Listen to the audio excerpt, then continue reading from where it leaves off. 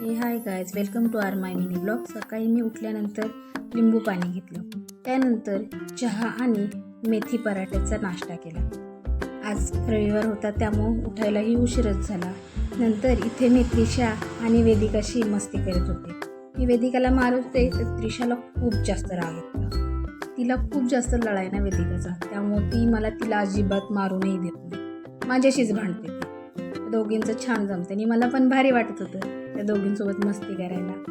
त्यानंतर मी जॉबला जायला निघाली. त्या दोघींना बाय केलं. नंतर मी माझ्या जॉबवरती पोहोचले.